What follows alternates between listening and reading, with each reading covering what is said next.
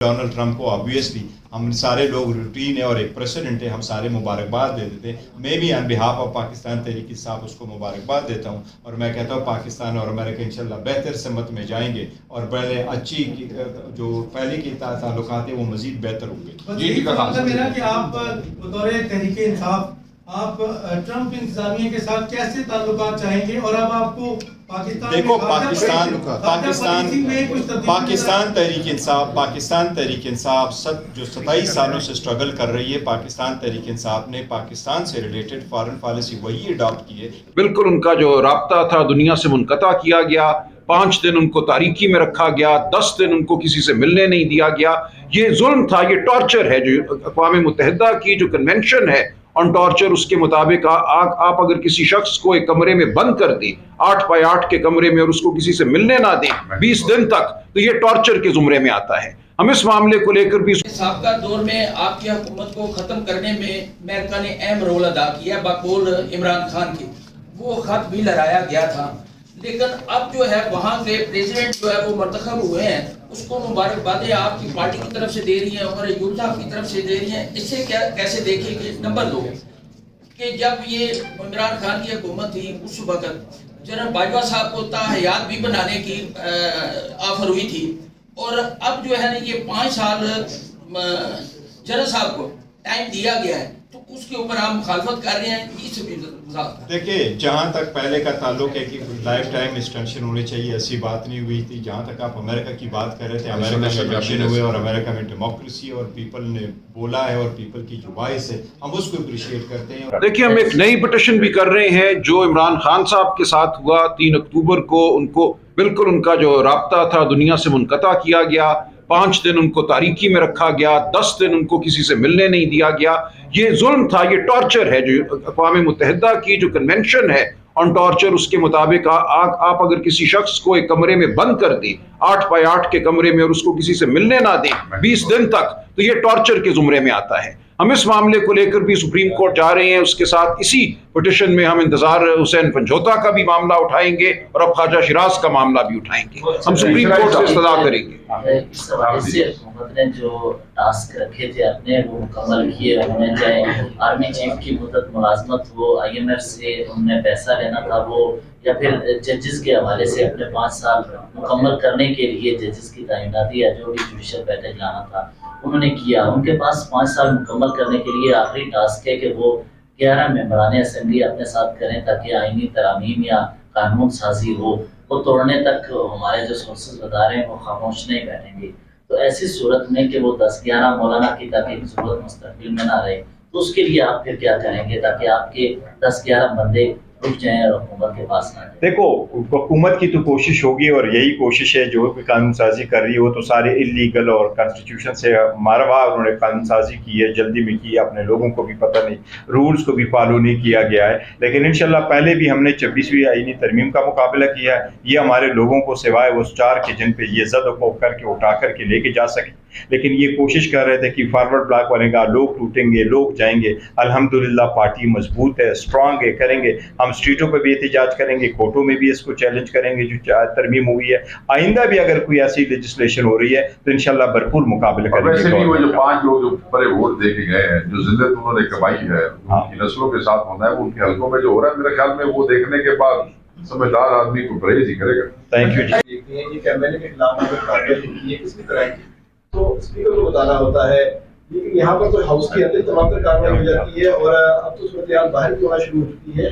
तो क्या आप सारे मामले के अंदर स्पीकर को कितना मुहर्रिर इल्जाम ठहराते हैं? देखिए, स्पीकर साहब का बड़ा अहम रोल होता है और वो कोशिश कर रहे हैं जब जब हम उनके नोटिस में लेके आते हैं। लेकिन एक बात तो बड़ी वाज़ेह है, क्योंकि स्पीकर का ये इख्तियार है और वो करते भी हैं कि अगर वो लिखे तो पुलिस को लिखें। अगर आपके पास बंदा है किसी FIR में कि इंक्वायरी में, तो उनको मेरे सामने प्रोड्यूस करे, पार्लियामेंट में प्रोड्यूस करे। वो ऑब्वियसली चेयरमैन है स्टैंडिंग कमेटी का, उसकी मीटिंग्स है, उसके लिए प्रोड्यूस करे। लेकिन अगर बंदे का पता ही नहीं हो वो किसके कब्जे में, अगर रिपोर्ट ऐसी आ जाती, जिस तरह एक मरतबा रिपोर्ट आई है हाजी इम्तियाज साहब के, जब जिसको उठाया गया था तो रिपोर्ट आई कि पुलिस के कब्जे में ही नहीं। इसलिए हमने तो इसको लार्जर फोरम पे लिया कि जहां भी है किसी बंदे को आप उठाएं। जिस तरीके से शेख वकास साहब ने कहा, यह नहीं है कि बंदा कहाँ पर है, वहाँ जहाँ भी है, जहाँ से उठाया गया, जिन लोगों ने उठाया गया, सारी दुनिया जानती है। तो सब लोगों का रोल है और प्ले करना चाहिए। वक्त पास नहीं आन होना चाहिए कि मेरी जिम्मेदारी नहीं थी, उसकी है, उसकी है, उसकी है। सबकी कलेक्टिव जिम्मेदारी है। अब ये ख़त्म होना चाहिए। पार्लियामेंटेरियन के खिलाफ भी ख़त्म होना चाहिए, बाकी के खिलाफ भी ख़त्म होना चाहिए। और मैंने स्पेसिफिकली कहा कि सिर्फ पीटीआई के साथ ये हो रहा है, और मैंने स्पेसिफिकली कहा पंजाब में हो रहा है। केपीके में हमारी हुकूमत है, कोई एक साबित करे। हमने 2 इलेक्शन वहाँ लूज किए। हम कोई क्या, अगर यहाँ का डीसी जो है वो आपका डीआरओ है और आपका रिटर्निंग अफसर है और वो फॉर्म फॉर्ज करके बना सकता है, लोगों को कह सकता है, या उनकी पुलिस कह रही है कि आप आरओ के दफ्तर में नहीं आ सकते, तो हमारे वाले भी कह सकते थे कि नहीं आ सकते थे। लेकिन अली अमीन खान साहब ने मिसाल कायम की कि हम सीट लूज करें तो लूज करें, लेकिन हमने ये कंप्रोमाइज नहीं करना। ये सिर्फ पीटीआई के साथ हो रहा है और पंजाब में। इसमें मैं एक बात ऐड करूंगा, और बैरिस्टर साहब की बात बिल्कुल ठीक है। बहुत से एमएलए केपीके के अंदर हमारी मुखालिफ जमातों के थे, उठाया जा सकता था। जब आपके पास हुकूमत हो, सूबाई हुकूमत हो, सीटें जीती और जा आपके सकती पास आईजी आपका हो, उठाया जा सकता है एमएलए मुखालिफ, जैसे हमारे उठाए जाते हैं। पर्चे दिए जा सकते हैं, जलील किया जा सकता है, बेतौकीर किया जा सकता है, गंदा किया जा सकता है, ड्रैग किया जा सकता है सड़कों पर, जैसे हमारे लोगों के साथ करते हैं, मगर नहीं किया। कोई बात नहीं, वोट इतना अहम नहीं है कि एक वोट की खातिर हम किसी के साथ ये करें। तो ये गंदगी जो है, ये गंदगी गलाजत है, ये सिर्फ और सिर्फ पंजाब में हो रही है। And the Punjab government and the government in ये फेडरल गवर्नमेंट जो है, ये पार्टी जो है।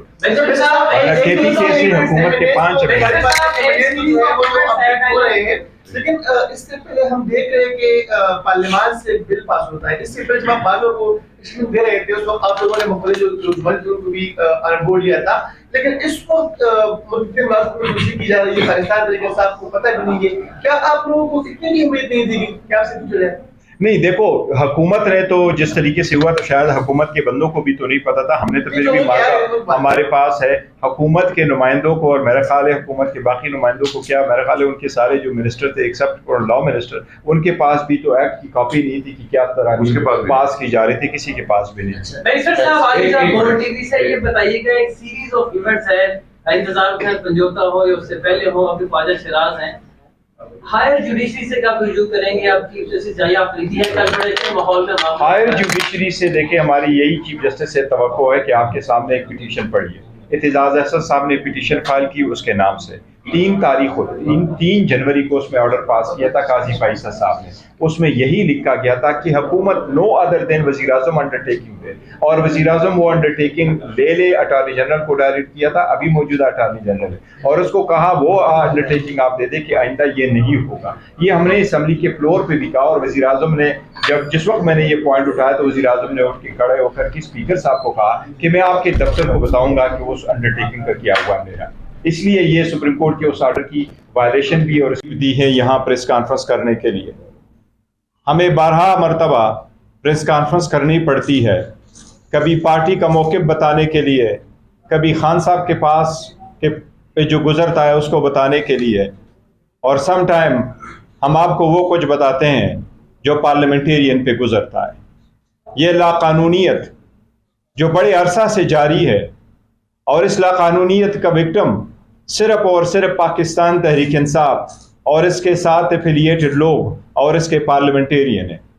आज की प्रेस कॉन्फ्रेंस हम ख्वाजा शिराज साहब के बारे में करने जा रहे हैं, जो तोंसा से हमारे एक मुअज़्ज़ज़ रुकन कौमी असम्बली है, पाकिस्तान तहरीक इंसाफ के दीरीना कारकुन है, और नेशनल असम्बली की स्टैंडिंग कमेटी के चेयरमैन है। लास्ट नाइट उनको वही तरीक़ेकार अननोन लोग निकाब पोश घरों में एंटर हुए, दरवाजे तोड़े, बच्चों और घर वालों को ज़दुकोब किया गया, डाले आए, उसमें डाला गया और रात के अंधेरे में उनको लेके गए। आज तक कोई खबर नहीं इसको कहाँ रखा गया है। उनके कुछ फैमिली मेम्बरान ने यह कहा है कि उनके इतला के मुताबिक उसको इस्लामाबाद लाया गया है और बताया जा रहा है उनको कि बड़े घर में लेके आए। जहाँ भी है हम इसकी शदीद अल्फाज में मजम्मत करते हैं। ये पहला मर्तबा नहीं है। पाकिस्तान तहरीक इंसाफ से के साथ एफिलिएटेड लोगों को, जिसमें रिसेंटली उसके वकील इंतजार पंजोता भी शामिल है, जिनको उठाया गया था और ज़द-ओ-कोब करके जिस हालत में छोड़ दिया गया था रोड किनारे, वो सब आप लोगों के सामने। इसी तरह ये हमारा पहला M&A नहीं है, इससे पहले असलम गुमन को भी बिठाया गया था, इस तरह हाजी इम्तियाज साहब को भी बिठाया गया था, इसी तरह रिसेंटली हाजी इम्तियाज साहब के घर पे भी दावा बोल दिया गया था, और लास्ट नाइट जो हुआ वो इंतहाई दर्दनाक है। ख्वाजा शिराज साहब 1 महीने से केपी हाउस में थे, केपी में थे, और केपी में रहते हुए 26वीं आईनी तरमीम के खिलाफ अपना ज़मीर इस्तेमाल करते हुए कि मैंने उसमें वोट नहीं देना, मैंने पार्टी की हिदायत पे अमल करना था, वो वहाँ मौजूद थे। जब असम्बली का सेशन शुरू हुआ दोबारा और वो तरामीम पास हुई, उसके बाद जब आया तो उसको फॉलो किया गया, पहले तोनसा शरीफ तक जिसमें उसके घर को तोड़ा गया, उसके बाद उसका पीछा करके रात के वक्त गए हैं मुल्तान में, उनका घर भी तोड़ा गया, बच्चों को भी ज़दोकोब किया गया और उसको उठाया गया। ये फस्तैयत, ये लाकानूनियत सिर्फ और सिर्फ पाकिस्तान तहरीक इंसाफ के खिलाफ शुरू है और ये पंजाब में शुरू है। पंजाब की पुलिस और हुकूमत बराबर की इस फस्तैयत में शरीक है। हम इसकी मजम्मत करते, इसके खिलाफ एहतजाज करते हैं। हमने स्पीकर साहब से भी रिक्वेस्ट की है कि वो इस ईवान के मुअज़्ज़ज़ रुकन है, वो चेयरमैन है एक स्टैंडिंग कमेटी की, वो मोर देन 1 मिलियन लोगों को रिप्रेजेंट करना है। अगर एक पार्लियामेंटेरियन की अपनी ज़ात को तहफ़्फ़ुज़ हासिल नहीं है, अगर वो अपने घर के अंदर महफूज नहीं है, अगर उसके छोटे बच्चे महफूज नहीं है, तो वो अपने अवाम के लिए क्या आवाज़ उठा सकता है? और ये फस्तैयत लाकानूनियत कब तक कायम होगी? इसी के बलबोते हुकूमत बनी, ये बाय डिफॉल्ट चलने वाली हुकूमत है। इसी तरीके से 26वीं तरमीम पास हुई, इसी तरीके से 6 कवानीन 16 मिनट में पास हुए। अब ये कानून लाकानूनियत तो ख़त्म होने चाहिए। हम चीफ जस्टिस से भी मुतालबा करते हैं कि अब आपकी बारी है। काजी फाइसा साहब जा चुके हैं, आपके कंधों पे भी अपने अवाम की बुनियादी हकूक और उनकी नफ्स के तहफ़्फ़ुज़ जो है और चादर चारदीवारी का, वो आपके लिए लाजिम है।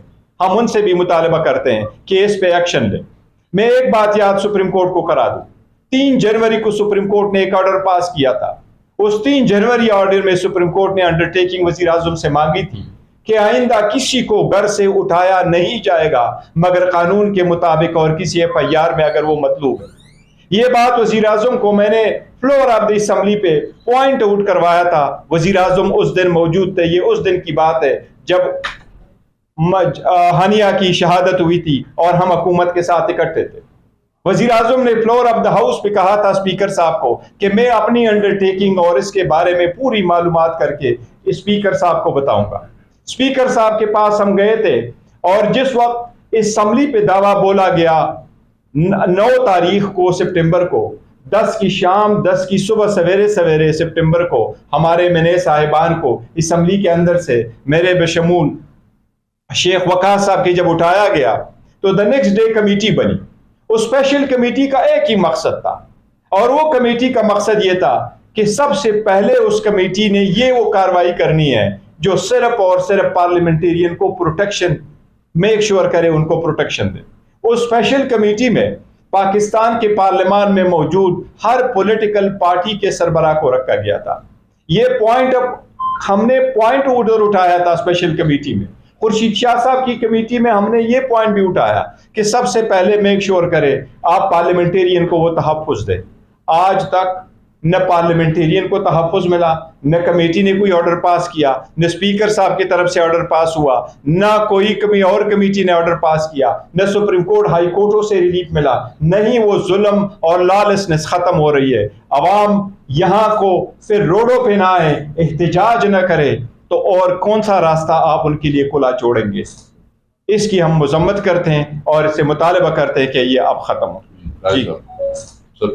जी आप डिटेल बता दी हुआ क्या, जो वाक़या आपकी ख़ानदान वालों से बात हुई है, जो उन्होंने आपको बात बताई है, जो बात ख़ानदान वालों ने आपको बताई है वकास साहब, वो आप बयान कर दीजिए कि ये वाक़या हुआ कैसे।